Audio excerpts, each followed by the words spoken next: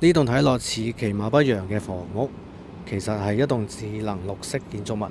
佢由英國威爾士大學建築院學院院長瓊斯教授同佢嘅團隊設計同埋建造。呢棟房屋大大咁利用可再生能源，通過屋頂嘅太陽能板供電，以及利用地熱產生供暖系統。呢棟房屋以每年每消耗100英鎊能源計算，期間就可以相應生產175英鎊嘅電量，足夠居住者使用。It's a combination of reducing energy demand, renewable energy supply, and energy storage.